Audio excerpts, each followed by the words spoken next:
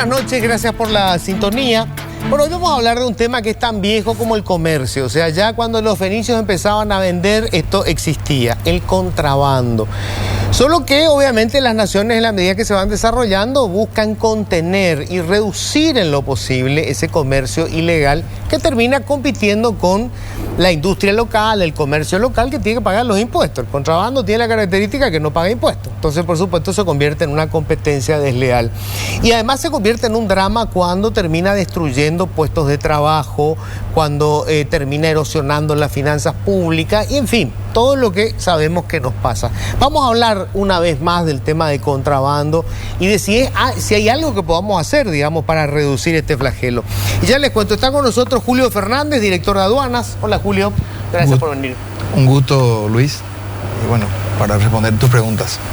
Está con nosotros Alberto Sborowski, él es presidente de la Cámara Paraguaya de Supermercados. Alberto, gracias por venir. Encantado de estar acá, Luis. Está con nosotros Francis Sanabria, él es gerente comercial de Base, es miembro de la Asociación de Industriales Domisanitarios. Francis, gracias por venir. Un placer, un gusto, gracias por la invitación. Bueno, y está ya en camino, en cualquier momento se suma a la mesa Amílcar Ferreira, analista financiero y económico. Bueno, me gustaría primero que nada hablar de cuál es la situación hoy, y le voy a preguntar a Alberto y después también a Francis, digamos. No sé si podemos hablar de porcentajes de contrabando, pero estamos en uno de los momentos en donde el movimiento de la mercadería que ingresa ilegalmente es más alto. ¿Estamos en un momento álgido del contrabando? Sí, en la medida que fueron pasando los meses del año, digamos, se fue agravando. Nosotros decíamos que el año pasado, cuando empieza la pandemia y los contrabandistas, ni más ni menos que por miedo a lo incierto, a lo que era el virus, dejaron de hacer pasar mercadería. Acá los amigos de la industria nacional tuvieron un auge impresionante y pudieron realmente medir lo que es el mercado interno, que siempre decimos, no, un mercado muy chico, Paraguay es un mercado muy chico. Se cerraron las fronteras, no ingresaron productos durante prácticamente 2 meses. Y bueno, y él te puede decir lo que crecieron y cómo pudieron operar, digamos, casi a 3 turnos, ¿verdad? Sí, hay una situación que se va agravando. También la coyuntura de los países vecinos, digamos, está cada vez peor. Entonces ahí nos encontramos en una encrucijada donde tenemos que, yo creo que hoy, elegir qué tipo de país queremos, Luis, a ese nivel. Bueno, ustedes pasaron del auge de lo que supuso, bueno, primero se cerró la frontera, segundo, digamos, como nunca teníamos que consumir productos domisanitarios, ¿verdad? Por el tema, obviamente, de la pandemia. Y después se vino esto, ¿verdad? Que encima se suma el drama cambiario de Argentina y también de alguna medida en Brasil, pero sobre todo el de Argentina, que tiene ese famoso doble tipo de cambio. Sí, así mismo. El año pasado, por la pandemia justamente, con lo que le acaba de decir Alberto, pudimos medir realmente el mercado nacional. Obviamente también tuvo que ver la incertidumbre, todo lo que tenga que ver con la pandemia, hizo que eso aumente aún más, ¿verdad? Esa necesidad, esa demanda. Pero nos dio también la pauta de poder medir que el mercado nacional, dentro de los parámetros normales, bajo un control de lo que significa el ingreso de contrabando, va a favorecer enormemente a la industria nacional en general, al mercado nacional, no solo a la industria, sino que a los propios importadores, a los diferentes comercios, ¿verdad? Durante todo ese 2020 se vio contenido el ingreso de mercaderías de contrabando, hasta probablemente tenemos esa sensación de que hasta este primer trimestre del 2021 incluso, ¿verdad? Del primer trimestre de marzo a abril para hoy se fue acrecentando. Y en los últimos 4 meses creo yo que fue aún mayor. Vemos cada vez más mercaderías de contrabando en la calle abiertamente. No hace falta entrar a los barrios bien profundos para ver eso. Ya yéndote a cualquiera de las ciudades alrededor de Asunción, en las calles principales estamos viendo, ¿verdad? Ahora, lo curioso de eso es que no vemos un flujo de tráfico de gente como en anteriores años solíamos ver en, qué sé yo, en puntos como Pilar, Encarnación, Puerto Belsa, que la gente en contrabando hormiga iba trayendo, llamámosle, ¿verdad? Hoy día aparecen creo yo que hay un lote grande que se está pasando y tiene su propia estructura de distribución y logística, ¿verdad? O sea, es así de grave que nosotros estamos sintiendo y viendo, y afecta a la facturación. Con respecto al año pasado estamos teniendo algunas bajas considerables, probablemente dependiendo del tipo de empresa y producto que tengas, que te pueden ir entre el 15 y 30% incluso, ¿verdad? Entonces, afecta mucho. La principal, o mejor dicho, la mayor cantidad de productos de contrabando, ¿son de Argentina o de Brasil? Mayormente Argentina. De Argentina. Lo que vemos en la calle es mayormente Argentina. Bueno, le quiero preguntar ahora, Julio, ¿cómo pasa esto, Julio? Porque se da dos situaciones que, digamos, son muy llamativas. La frontera con la Argentina básicamente está cerrada. O sea, no podemos tener el pequeño turista comprador, como le llamamos a los brasileños que vienen a comprar de este lado, ¿verdad? Los paraguayos que se van a comprar del otro lado, no hay. Y sin embargo, la mayor cantidad de mercadería de contrabando que hay en nuestro mercado es de Argentina. Quiere decir que esto es una estructura, esto no es el pequeño pasante que se va y trae su tarrito de detergente. Estamos hablando de una estructura montada para hacer este negocio. Sí, básicamente no necesariamente pasan por los puestos de control tampoco. O sea, las fronteras son muy extensas. Entonces, bueno, están los ríos, ahora cada vez hay más rutas nuevas también. Y entonces, bueno, no manejo tanto los puertos de entrada, o sea, los lugares de entrada de Argentina, pero por ejemplo entre Ciudad del Este y Foz de Iguazú hay 11 lugares por donde pueden entrar que no sea el puente. Algo similar debe estar pasando también por el caso de Argentina, ¿verdad? Y con la bajante del río ya es un hilito nada más, se tumban los puentes, se vuelven a hacer los puentes. Y hay que reconocer nuestra debilidad de los controles, ¿verdad? Por ejemplo, en zonas secundarias tenemos dos tipos de controles. Zona primaria, que son los puestos fronterizos, y zona secundaria, que es digamos, el control rutero. Muy poca gente sabe, pero nosotros teníamos 27 personas para la zona secundaria, 27 personas. Sumado a ellos algunos policías. Hoy, después de algunos salpicones de corrupción, quedamos 20 personas. Entonces, necesitamos por lo menos 100 en dinámicos, gente dinámica, digamos, y todo tiene que ver, de pronto está todo interconectado. Cuando uno presenta un presupuesto al Congreso y digo, bueno, necesito remuneración extraordinaria porque obviamente nosotros tenemos horario Mercosur y necesitamos movilizar gente fuera de horario y te cortan. Entonces, no podés traer más gente nueva tampoco, y tampoco podés hacerle trabajar más tiempo. Entonces, además de eso, obviamente, aduana no es la única que controla. Está, digamos, la policía, delito económico, la Marina, Senave, Senaxa. Y necesariamente necesitamos unirnos todos porque ante una tremenda frontera que tenemos con estos países con los que estamos interactuando permanentemente, necesitamos, así como decían los compañeros, si el COVID le generó temor y eso redujo el contrabando, debería generar temor la sanción, es decir, el que se acabe la impunidad, que haya gente presa, y si ahí existe ese temor también a la justicia, obviamente la gente se va a frenar también, pero no vemos eso, ¿verdad? ¿Cuál es el problema principal? ¿Es recursos o es la corrupción? Bueno, lo que pasa es que ambas cosas son importantes. La corrupción, está instalado un sistema desde hace mucho tiempo. Hay fuerte presión por el tema de la coyuntura también económica. Pasando la frontera, nomás ya uno tiene una rentabilidad de 30-40%. Entonces el estímulo para hacer ese tipo de negocio es, digamos, grande.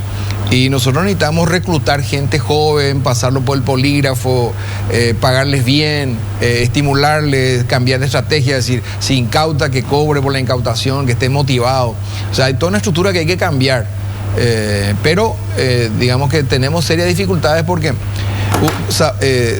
permanentemente estamos repitiendo, si el factor humano es un problema en la aduana, nosotros no podemos renovar plantel porque ahí tenemos cantidad de gente que llega a la edad de jubilación, sí, y no se va. Sí, de la corte que no le permite jubilarle. Ellos solicitan apoyo de la corte les concede, entonces nosotros no podemos renovar el plantel. Entonces, una reforma de la aduana, así como en algún momento se hizo con el Banco Central, no podemos hacerlo porque, digamos, lo que espera este grupo de 70 personas aproximadamente que están en este momento en sus domicilios sin soltar las categorías es esperar que el director se vaya nada más para volver, porque ahora lo que hicimos es pasarle a sus casas. Entonces, la corrupción es importante, pero también creo que hace falta una... Aduana no tiene problemas de recursos, porque nosotros cobramos digamos, todo lo que generamos como oficina, nos puede ayudar a financiar este tipo de medidas. Pero, digamos, tenemos esa dificultad, digamos, es un paso que tenemos que dar. Justamente mi motivación para venir acá es justamente hablar de este tema, ¿verdad? Porque justo ahora nos recortan un escáner que es fundamental para el tema del control de drogas, ¿verdad? De 2 que íbamos a comprar nos recortaron 1, nos cortan una cantidad de recursos, con eso nos dejan atados de vuelta y aún teniendo recursos como aduana, no poder hacer gran cosa. O sea, ¿cuál era nuestra idea? De 300.000 funcionarios públicos que hay, deben haber por lo menos 100 que pueden venir comisionados. Obviamente tienen que estar motivados, pagarle un salario extra, una remuneración extraordinaria, establecer ciertas motivaciones para que vengan y trabajar con gente joven.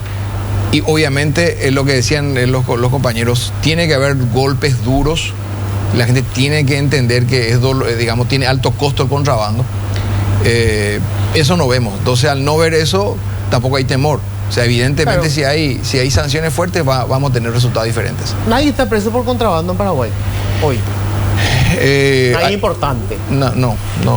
Incluso tenemos un caso que yo mismo hice una denuncia donde una persona se presenta como el financista del contrabando, que es el ciudadano de origen árabe, y él dice, soy el que traje de manera ilegal, el que fui parte del equipo digamos, de la clonación, y está tranquilo.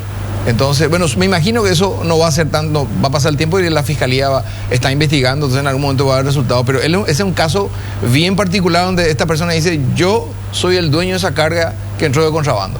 Es la primera vez que un financista dice y firma, y con abogados a quienes le da poder, sus abogados, no sé qué quisieron hacer sus abogados, pero dijeron sí, él dice que es el dueño.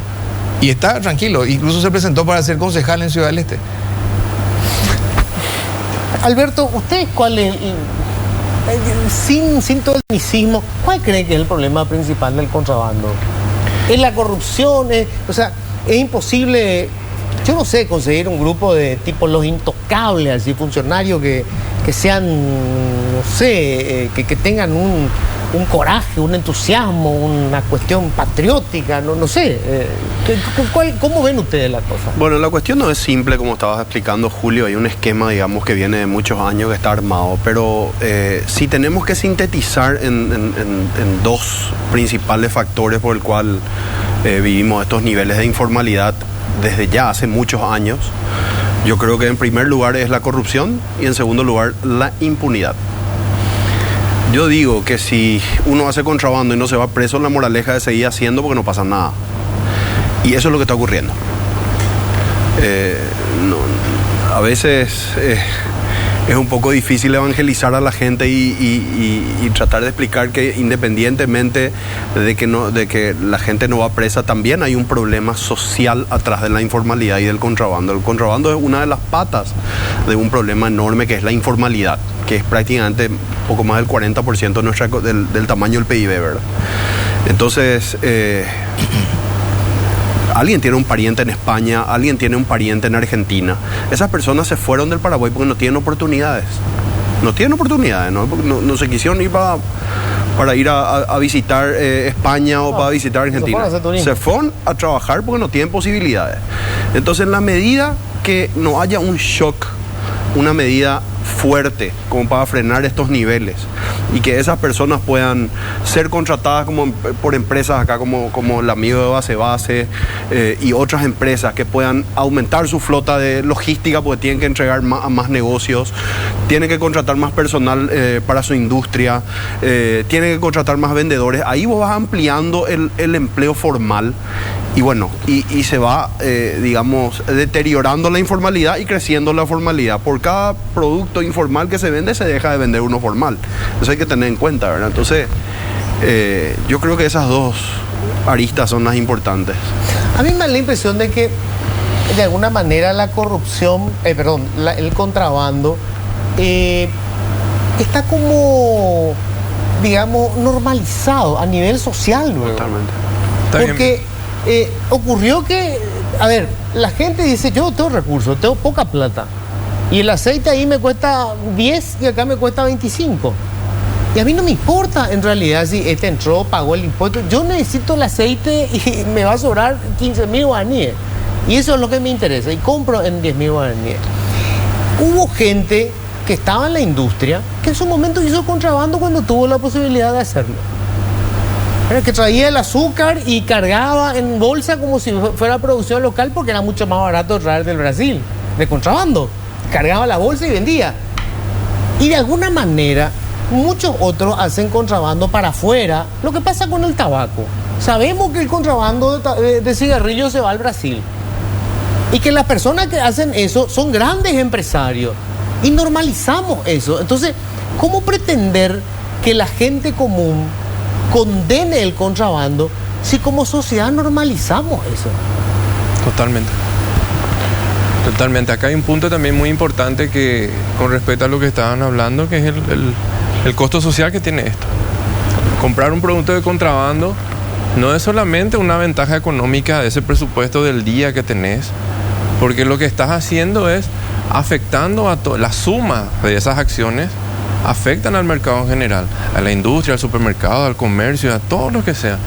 Y no solamente al grupo directo, o sea, no solamente a ese grupo de negocio, de comercio que le afecta directamente, sino que detrás, hablo particularmente de la industria donde estamos nosotros, detrás de nosotros, por ejemplo, le afecta de manera indirecta, un ejemplo nada más, de manera indirecta, a grupo de negocio de transporte, por ejemplo, a los fleteros. O sea, cuando afecta las ventas y la facturación, disminuyen las entregas. Mucha gente dentro de ese grupo de negocio, y no hablo de empresas y grandes corporaciones conocidas del mercado, sino que gente emprendedora que con un ahorro o lo que sea se compró un camión de un mediano, pequeño, gran porte, que de estar estando contratada, de tener laburo para toda la semana, vas a tener 3 veces a la semana. Y esa persona normalmente trabaja con su hijo o con su papá. Ese grupo familiar se ve afectado. O sea, es una consecuencia todo detrás. Claro. De hecho, Francis, no hay ninguna duda acerca del daño que provoca el contrabando. El tema, yo digo nomás, es... se está haciendo ahora una campaña para concienciar a la gente. Pues yo creo que es muy difícil que vos puedas concienciar a la gente que vea, digamos, el daño. Porque lo suyo es inmediato. Tiene un dinero X que le tiene que alcanzar para el mes y aquel es más barato. Y no ve esa, digamos, esa consecuencia última. Porque en realidad eso tiene que surgir desde el Estado, o sea, desde las instituciones que tienen que controlar el contrabando. Y acá le quiero preguntar esto a Julio, que está, digamos, ya un buen tiempo en aduanas. ¿Los políticos siguen jodiendo cuando se intenta parar el contrabando? No como yo, cuando yo ingresé recién había muchas llamadas telefónicas. Hoy normalmente las consultas son sí corresponde. Puede ver tal expediente, sí corresponde. No, eso parece el padrino. Pero ya digamos cambiamos que, la forma nomás. No, pero no, digamos que no hay. Hacerme un favor, pero es la misma pero cosa. Pero no, digamos, no hay influencia en ese sentido. De hecho que nosotros tenemos grandes impactos a empresas, multas que normalmente no difundimos. Cuando se hace mediático difundimos, el caso de IMEDI difundimos, ¿verdad? Le multamos como 11.000 millones de guaraníes, pero hoy firmé yo una resolución de un golpe a una empresa que le va a costar $3.700.000. No voy a dar nombre, pero son impactos que dan, y bueno, y eso va corrigiéndole a las personas. Por otro lado también, el otro lado, estamos pintando el lado obviamente oscuro de la luna porque es lo que nos preocupa, y los cráteres de la luna, pero también nosotros tenemos una enorme recaudación. En estos 3 últimos meses, de agosto, septiembre y octubre, recaudamos $500 millones. Es decir, superamos lo que aporta Itaipu en todo el año. Entonces, y tuvimos un superávit gigantesco respecto incluso al periodo prepandémico. Es decir, también hay un dinamismo y una formalización de la economía, pero por otro lado, todo lo que tiene que ver con los países vecinos es muy complicado. Incluso cuando se da el efecto contrario, cuando Paraguay es mucho más ventajoso, recordarán ustedes que hablamos fuera de cámara, sí, claro, 5 millones de argentinos ingresaron a una Encarnación que tiene 110.000 habitantes. No, ¿y cómo vas a controlarle? Y Paraguay, venir a comprar cubiertas, llenar... Y cuando uno, lo mismo que estaba diciendo, hace poco escuché una encuesta a jóvenes encarnacenos que le preguntaban si iban a cargar tanque lleno al cruzar la frontera, y dijeron sí, de 10, 9 dijeron que sí, y uno mintió. Entonces, claro. Entonces es una cuestión cultural también. Claro, es que yo creo que eso es en todo el mundo. O sea, yo estoy seguro que el yanqui que vive que puede cruzar de repente la frontera para cargar combustible en México y después volver otra vez, lo va a hacer. Porque, digamos, el estímulo de la gente es ese. Es el Estado el que tiene que encontrar la manera de que eso, digamos, tenga una sanción. Porque, claro, vos te planteás de la siguiente manera: yo voy a conseguir más barato el combustible, pero si me pescan me voy a comer 2 años de prisión. Ah, ahí cambió la cosa. Está ya con nosotros Amílcar. Hola, Amílcar, ¿cómo estás? Buenas noches, Luis. Pido disculpas porque por un compromiso previo llegué un poco tarde. Era un gusto compartir acá con los amigos de la mesa y un cordial saludo también a la audiencia. Bueno, estamos hablando obviamente del tema del contrabando, Amílcar, y yo decía, no sé cómo combatimos este fenómeno que es tan viejo como el comercio, ¿verdad? Los fenicios tenían problemas de contrabando, y sobre todo cuando está tan normalizado el contrabando, cuando, digamos, no siempre se ve como un delito, sino como una ventaja que hay que aprovechar de parte del consumidor, de parte de empresarios que han hecho contrabando, de parte de empresarios que hacen contrabando para afuera, ¿verdad? Que metemos contrabando en los países vecinos y son grandes señores. Entonces, ¿cómo condenamos el contrabando si en realidad lo estamos normalizando todo el tiempo? Sí, mira, yo creo que confluyen varios aspectos, ¿verdad? En el caso de Paraguay, para que se dé ese fenómeno. Por un lado, Paraguay tiene una característica que es como única en el mundo, diría, o que muy pocos países tienen, que es un país que podemos definir como un país de ciudades fronterizas, ¿verdad? 70% de la población paraguaya vive en ciudades de frontera, empezando por Asunción, la capital del país, que tiene enfrente a Clorinda, ¿no? Ciudad del Este, que es la segunda ciudad en población, frontera. Encarnación, que es la tercera, también frontera, Pedro Juan, Saltos del Guairá. Entonces vos sumás todo eso y tenés un porcentaje al 70% viviendo en frontera. Entonces eso hace que... Somos un país fronterizo. Somos un país fronterizo, ¿verdad? Pocos países tienen esa característica, que la capital está en la frontera, por ejemplo, ¿verdad? Entonces eso hace de que, si a eso le sumás el hecho de que tenemos muchas fronteras secas y también la debilidad institucional que tenemos que reconocer. Yo estaba, por ejemplo, revisando la prensa chilena, y no se ve que hay una invasión de productos de Argentina a Chile, por ejemplo. Por razones geográficas, por un lado, tienen la cordillera, ¿verdad?, que dificulta, y también porque la fortaleza institucional de Chile, digamos, es mucho mayor, funcionan los controles, entonces no tienen ese problema, nosotros sí lo tenemos. Entonces, confluye eso, el hecho de tener mucha frontera seca también facilita, ¿verdad? E incluso el río, porque yo creo que incluso teniendo el río, estoy seguro que a la noche están ahí cruzando en Puerto Pabla, etc. Claro. Me parece que ya está más fácil. Está más fácil, ¿verdad? Y a eso se suma la situación de pandemia que hizo que, bueno, un sector importante de la población se haya visto afectado en sus ingresos. Está en una situación, digamos, más de vulnerable, por decirlo así, con ingresos disminuidos. Muchos de ellos también en ese nivel más bajo de la pirámide no son contribuyentes, o sea, no le afecta mucho. No va a pensar, por ejemplo, bueno, si yo compro contrabando no voy a tener factura y eso me va a afectar mi IRP a fin de año. Ese tipo de problemas, digamos, no va a tener. Entonces hace el cálculo que vos mencionabas. Bueno, el aceite me sale 10.000 en este canal informal y 25.000 en el canal formal. Entonces es una cuestión casi, diría, de supervivencia en este momento para un sector de la población que ve de que en un entorno de alta inflación, hay que recordar que estamos con un 6-7% de inflación, incluso esa es la inflación global. La inflación del rubro de alimentos, hay que recordar que la inflación se mide con una canasta de más o menos 450 productos agrupados en 12 categorías. Una de ellas, la categoría de alimentos, es la que ha tenido mayor suba, está 14,7, casi 15%. Entonces la inflación para el pobre, que destina gran parte de su ingreso a alimentos, es mucho más alta que lo que conocemos como la inflación total de la canasta. Entonces esas personas, ese es un aspecto más que viene, digamos, a motivar de que, bueno, trata de que ese escaso dinero que tiene le rinda y bueno, seguramente va al canal informal, ¿verdad? Así que sin hacer juicio de valor, yo también estoy en contra, digamos, en términos conceptuales del contrabando, creo que hace mucho daño, pero quiero como analista un poco poner sobre la mesa elementos de análisis, ¿verdad? Para que analicemos el fenómeno sin hacer juicio de valor, como dije, ¿verdad? Simplemente haciendo una descripción del fenómeno. De cómo es el fenómeno, porque claro, lo que estamos discutiendo es cómo combatir esto, ¿verdad? ¿Cuál es la forma más inteligente de hacerlo? Porque a mí, honestamente, me parece que suponer que vamos a concienciar al consumidor me parece que es cándido. Yo no creo que la gente vaya a... Porque le dijeron, mira que esto va a destruir puestos de trabajo, no va a pensar eso. Ahí va a comprar, si lo hacemos cuando votamos. O sea, la gente cuando va a votar vende su voto. ¿Te imaginas lo que va a hacer para comprar un aceite de contrabando? Sí. Yo me planteaba, me pregunto, por ejemplo, por el lado de los lugares donde se venden. O sea, digamos, ¿dónde hay que atacar para que sea mal negocio el contrabando? Porque esto se destruye haciendo que sea un mal negocio el contrabando. Bueno, este es un negocio de peces gordos, no es un negocio de peces pequeños. El que está vendiendo en el semáforo y tiene 3 aceites, no justifico, no es algo correcto, ¿verdad? Pero ese no es el enemigo. Él es un rehén de una situación, digamos...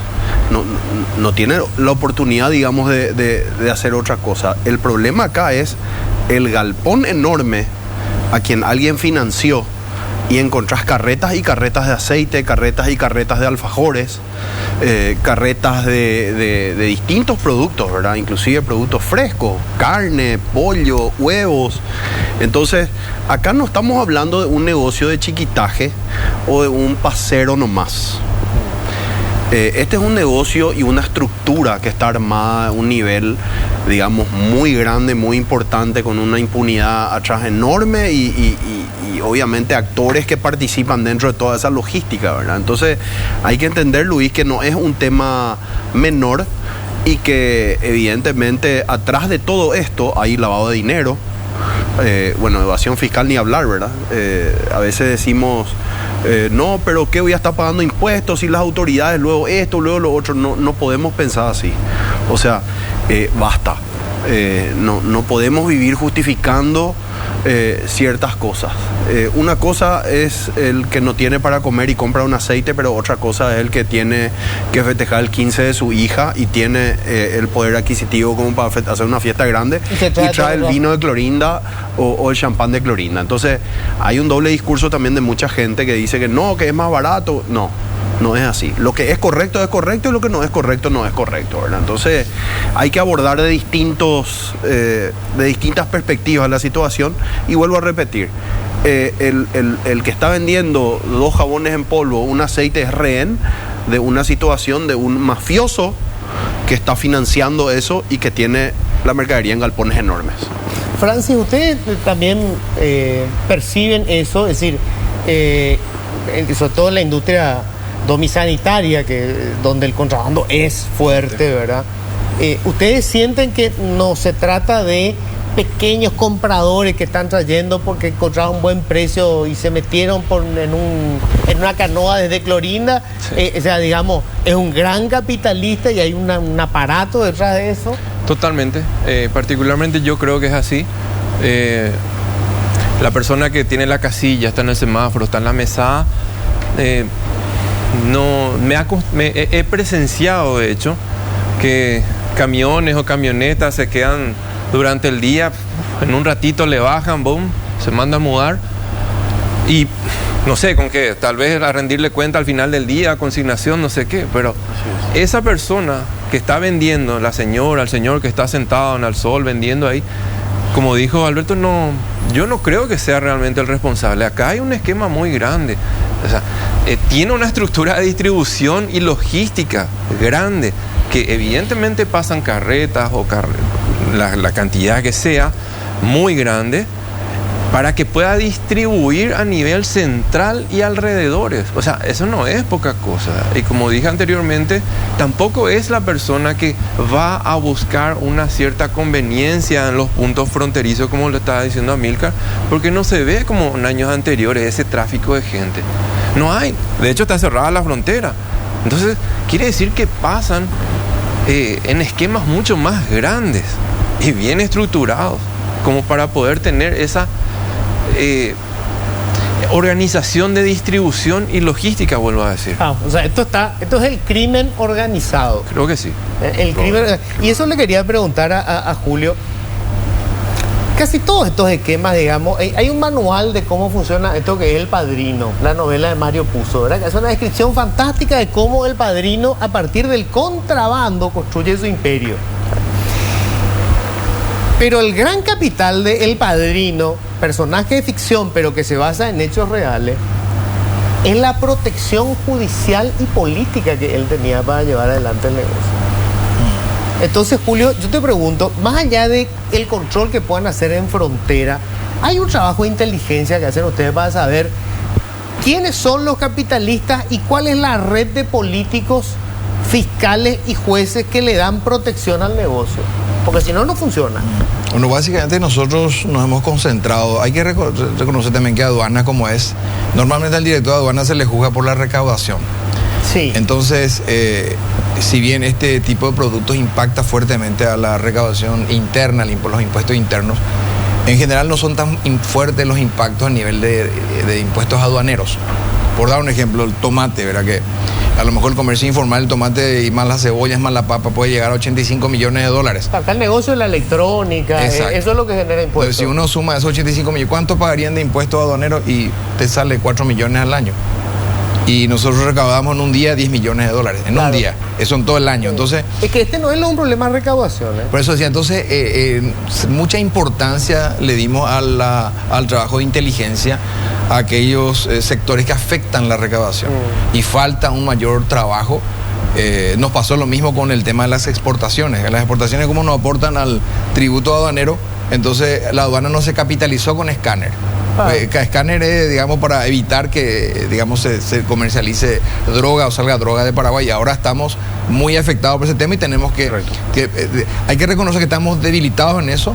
Nosotros tenemos un equipo de inteligencia que logró controlar el tema del contrabando de electrónica. Bajamos de 60% del periodo 2014-2018, 60% del comercio electrónico era contrabando. O sea, de cada 100 dólares, 60 de contrabando. Llegó al pico histórico con Helio Cabral a 75%, y después bajamos a 17% el primer trimestre y después bajamos al 2,4%. Solo que ese era el contrabando que salía. Eso no podía el mercado local. No, pero digamos que exactamente, pero digamos, al controlar el ingreso, sí aporta al fisco. Claro. Y representa como... O sea, ellos descubrieron que igual pagando los impuestos sigue siendo negocio venderle a Brasil. Así es, ¿verdad? Así es. Entonces, todo nuestro trabajo de inteligencia apunta a eso que impacta en la recaudación. Ahora nosotros tenemos que fortalecer lo otro que es, digamos, obviamente proteger la industria nacional. Claro, te juega el mercado local. Tengo que hacer la pausa. Después le iba a preguntar a Milcar, ¿cuál es la experiencia, sobre todo a nivel internacional, de cómo combatir este flagelo cuando es tan fácil, ¿verdad? Porque, bueno, el funcionario que gana poco y cierra los ojos y ¡pum!, una ponchada de plata. El que va a comprar el aceite más caro y el más barato, el sentido común. Y después toda la estructura que hay detrás. Hacemos la pausa, ya volvemos. Bueno, le voy a pasar la palabra a Milcar, pero fuera del micrófono estamos diciendo algo que difícilmente solemos reconocer. Nosotros somos un país contrabandista. Nosotros hemos crecido de manera espectacular en el comercio, haciendo reexportación. Y la reexportación es contrabando del otro lado. O sea, Ciudad del Este era un tubo por el que le metíamos contrabando al Brasil. O sea, los brasileños venían y compraban, como dicen los tabacaleros, ellos vienen y compran acá y llevan. Igual es contrabando. Lo que pasa es que ahora nos están metiendo el contrabando ellos, nosotros estamos metiendo el contrabando de algunos productos porque obviamente hay una diferencia cambiaria. Pero Amílcar, esto a nivel internacional, ¿cómo se maneja esto? O sea, ¿quién ha sido exitoso para combatir esto? No es fácil, ¿eh? Yo creo que por un lado la fortaleza de las instituciones, ¿verdad? Los controles. Por otro lado también creo que los controles cruzados, ¿verdad? Hechos a partir de, digamos, de bases de datos, control cruzado, digamos, a través de data que se esté colectando con el sistema. Yo creo que una de las principales razones de nuestra debilidad institucional, que siempre hablamos de eso, ¿verdad? La razón por la que Paraguay no alcanza grado de inversiones es eso, ¿verdad? El gran siguiente paso, luego ya de conquistado el equilibrio macroeconómico, tiene que ser el fortalecimiento institucional. Y por lo que yo veo, del 2015 para acá estamos estancados, nos cuesta eso, ¿verdad? Y entonces no es fácil. Yo tampoco quiero ponerme en una posición de que tengo la respuesta, ¿verdad? Sí podemos quizá ponerle números a la situación.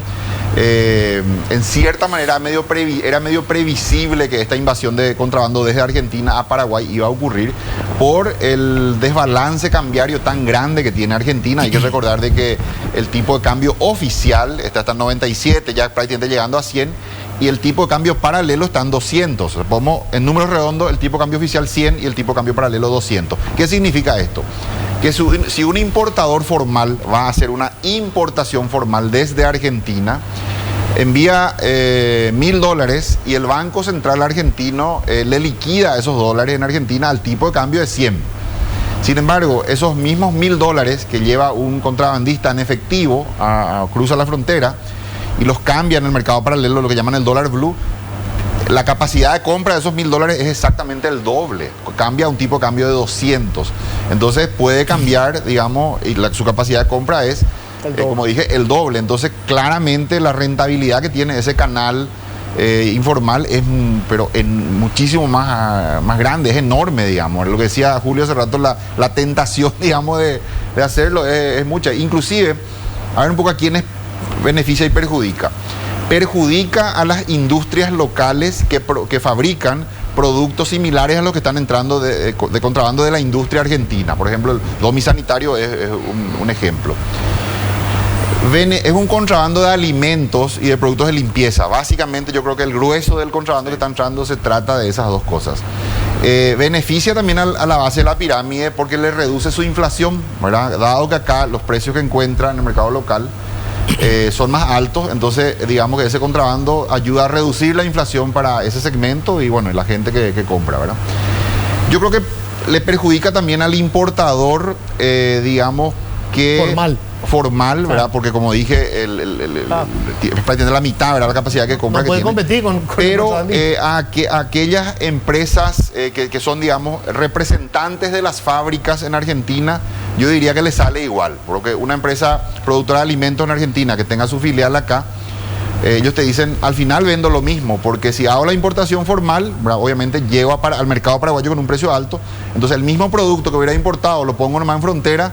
Igual, si vendía 100 unidades, igual vendo 100 unidades, pero a través de un canal diferente. Entonces, en ese sector, yo creo que podríamos decir. Me hizo recordar a cierta industria tabacalera. Sale empatado, ¿verdad? Claro, por la frontera y... Pero el representante local termina... Claro, tiene menos utilidad en Paraguay, pero la compensa con utilidades en Argentina, ¿verdad? Pero también hay que decir que, lo decíamos, era fácil de prever. En este momento también es fácil de prever de lo que va a ocurrir cuando se abra la frontera más plenamente, digamos. Va a haber una invasión de argentinos a comprar todo lo que hoy en Argentina falta. Argentina tiene hoy un mercado con restricción cambiaria, tienen un corralito, digamos, para el tipo de cambio. Un argentino puede comprar como máximo $200 por mes, no más que eso, digamos, hacer retiros formales y operaciones de cambio formales en el sistema financiero formal. Entonces falta todo. Hoy faltan pelotas de tenis, llegan a extremos como no pueden jugar tenis porque no hay pelotas de tenis, no hay cubiertas, los tractores hoy tienen problemas, los camiones, etcétera. Entonces también va a haber una invasión de argentinos que van a venir a comprar productos importados apenas puedan. Esa es una demanda reprimida en este momento. Claro. Hoy estuve un poco averiguando y dicen que por razones políticas, del otro lado de la frontera, los gobernadores específicamente del Chaco no están abriendo, están esperando a que sea para las elecciones en Argentina y después. En todo caso, después de las elecciones, no sé por qué no quieren abrir antes de las elecciones, pero se está generando una demanda reprimida que cuando eso se abra, también yo te firmo eso hoy, va a haber una invasión de argentinos que van a venir a comprar aquí cubiertas, electrónica, perfumería, todos los productos que históricamente Paraguay ha triangulado. Claro. Ahora, Julio lo que explicaba, creo que un poco revela qué es lo que nos funciona con el tema de la reexportación. O sea, es un buen negocio en términos de recaudación, porque hoy muchos se dieron cuenta que es buen negocio pagar los impuestos, porque igual la diferencia de precio con la Argentina y con Brasil, de esos productos que no producimos nosotros, electrónica, etcétera, es rentable. O sea, digamos, igual vienen a comprar. Si se abre la frontera, los brasileños van a venir a comprar acá. los videojuegos, los celulares, igual lo hacen más barato y van a pagar impuestos. Permíteme cortito nomás, Sí. el último fin de semana estuve recibiendo reportes de Ciudad del Este que estaban contentísimos, porque ya este último fin de semana hubo una especie de invasión de brasileños, ya seguramente anticipándose al fin de año, Y y hasta estaban súper contentos, ¿verdad? Y ahora este próximo fin de semana es el Black Friday, o sea que Ciudad del Este está repuntando con todo eso que estamos describiendo, de la invasión de extranjeros que vienen a Paraguay a comprar, ya está ocurriendo en el caso de Ciudad del Este, y próximamente va a ocurrir en Encarnación apenas se pueda, Ahora, digamos... el problema que yo veo, Julio, es que lo que impide nuestro sistema de contrabando es que la industria local crezca, porque el contrabando que se va de Paraguay no es de la industria local. Nuestra industria local tiene dificultades para competir con la industria argentina. Nosotros no tenemos una industria distinta a la de ellos. Tenemos algo que más o menos se le parece. Y por una cuestión de escala, tenemos muchas dificultades para que sea más rentable nuestra producción. Así es. Y no tenemos, y lo único que le queda es el mercado local. Ahí recién cobras fuerza y después buscas para ver si podés exportar, ¿verdad? Pues ese mercado local, una pequeña partida de contrabando de la Argentina o de Brasil nos revienta. Sí, justo retomando lo que decía Amílcar, tuvimos un superávit en octubre en temas de régimen de turismo de 115%. Respecto Récord, al récord, sí, récord. En tema electrónica, y obviamente por eso que también Argentina no quiere abrir todavía su frontera porque si bien nos van a invadir con productos alimenticios, un kilo de iPhone, como decíamos, equivale a toneladas de tomate. Entonces, saldría más dinero desde Argentina a Paraguay. Claro, el impacto es a la industria nacional, y también tenemos que ser nosotros bien conscientes que tenemos que planificar mucho mejor. Tenemos que saber exactamente cuánta es la demanda, y para eso necesitamos buenos estudios. Estuvimos haciendo un estudio sobre el tema del tomate. ¿Cuánto es el consumo per cápita de Paraguay?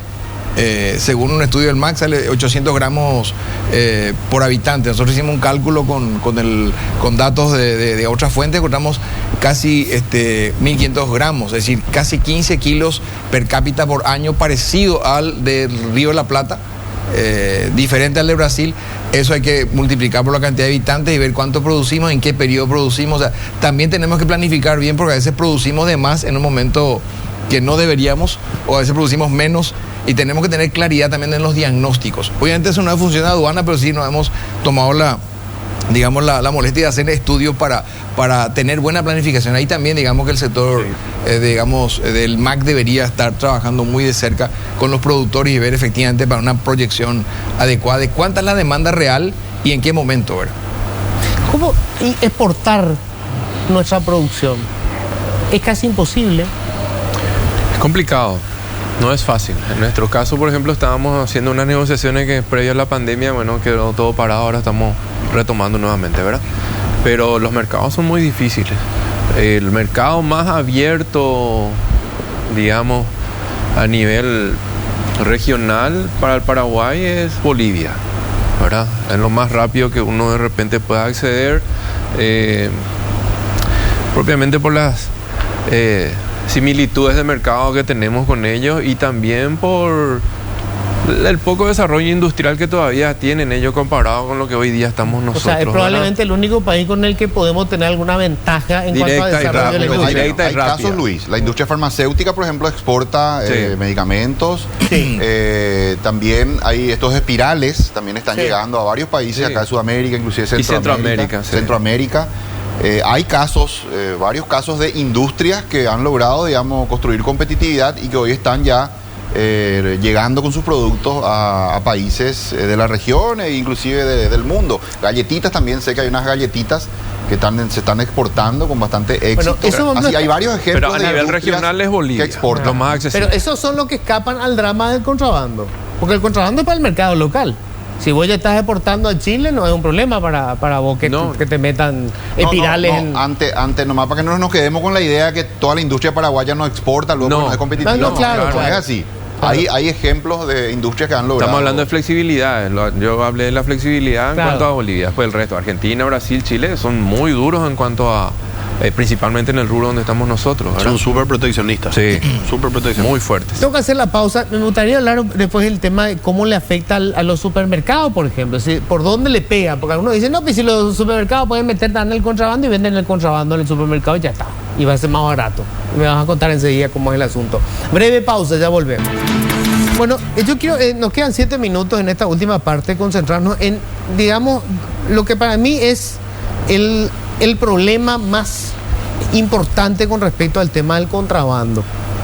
Los puestos de trabajo, digamos que formales, se crean en la industria. En todo el mundo es así, es la industria la que genera los puestos de trabajo formales. Y la industria nuestra solamente se puede desarrollar, la pequeña industria, no digo la gran industria que puede exportar, vendiendo en el mercado local. Entonces el contrabando en realidad ataca la base de la matriz que puede generar empleos formales. Por eso somos un país de informalidad, porque somos un país del contrabando, ¿verdad? ¿Cómo enfocamos ese drama, Amílcar? Yo creo que, por ejemplo, el sector maquila, que está teniendo números récord este año, es realmente impresionante el crecimiento que ha tenido este año, 40% de crecimiento en lo que va del año, demuestra la capacidad industrial, la competitividad que puede alcanzar Paraguay en la industria, ¿no? También estos casos de industrias que ya están exportando exitosamente a países de Sudamérica, Centroamérica, etcétera, creo que son otro ejemplo. Yo creo que falta, digamos, ir avanzando en ese proceso de fortalecer la industria, también no hacerlas tan dependientes solamente de los mercados vecinos, sino que empiecen a mirar otros mercados, y de esa manera, es cierto lo que decís, la industria es claramente el sector que más es como más intensivo en empleo, ¿verdad?, con respecto a otros sectores de la economía, igualmente importantes, pero que no claro, tienen el impacto que tiene el sector industrial y la construcción en la generación de empleo, ¿verdad? Realmente un crecimiento de la industria, yo creo que tenemos condiciones competitivas. De ese lado la base está, digamos, falta nada más que quizá la gestión comercial, ¿verdad?, de las empresas paraguayas, en el sentido de ya no mirar solamente el mercado local y el mercado regional, sino mirar el mundo, como algunas de nuestras industrias de hecho ya están haciendo, están exportando a destinos que uno no escuchaba antes. Seguir, digamos, en ese camino, en ese proceso, y eventualmente tener también una industria fuerte, porque repito, tenemos los fundamentos, estabilidad, competitividad. Creo que están todos los ingredientes para que haya un crecimiento importante del sector industrial. En la coyuntura, en lo que es el cortísimo plazo, bueno, nos afecta este tema de Argentina, que se debe más, no a una cuestión de competitividad real, sino a una cuestión de distorsión cambiaria. Claro. Alberto, los supermercados, ¿cómo le pega esto? Bueno, el canal natural de comercialización de la industria paraguaya, de la incipiente industria, de la industria mediana y de la industria grande dentro del mercado interno, somos los supermercados y el canal tradicional, que son las despensas y autoservicios. Para tener una idea, un poco más del 30% de todo lo que se comercializa lo hacemos los supermercados, y el 60 y pico por ciento lo hacen el canal tradicional, o sea, autoservicios y despensas. Entonces, en la medida que ellos se vean afectados en sus ventas formales por productos que están en comerciales o sobre la ruta o mismo en el semáforo, es un producto menos que deja de vender la formalidad, o sea, el canal natural de comercialización de la industria. Entonces, ¿qué pasa? Cuando nosotros vendemos menos, cuando nosotros hacemos menos pedidos de la industria nacional o caemos, automáticamente ellos caen atrás nuestro. Y otra vez todo lo que viene atrás de la industria, ¿verdad? Toda la logística, todo el empleo que ellos hacen. Por eso esto es una cadena de comercialización donde arranca con la industria y termina, digamos, con el último eslabón, que es el supermercado y el autoservicio y la despensa, ¿verdad? En el caso de usted es clarísimo, ¿no? O sea, se pega directamente porque es la competencia. ¿Cómo afecta a los empleos, por ejemplo? O sea, ¿tuvieron que echar gente ustedes por la caída de ventas?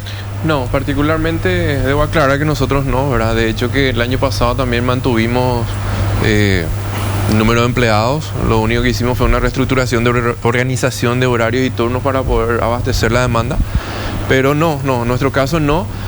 Pero eso no significa que hay industrias pequeñas y medianas, depende también. En nuestro caso tenemos 15 grandes familias que nos da esa posibilidad de hacer un juego de cintura para mantener los números, pero hay industrias a las que directamente teniendo 3 o 4 productos, foco, le afecta de manera directa y violenta, ¿verdad? Ahora, eso, ellos harán las sumas de poder ajustar los costos y, ¿por qué no? Implicaría también la disminución de gente. Claro que puede ser, es un factor, es una opción a la que como extremo se puede llegar.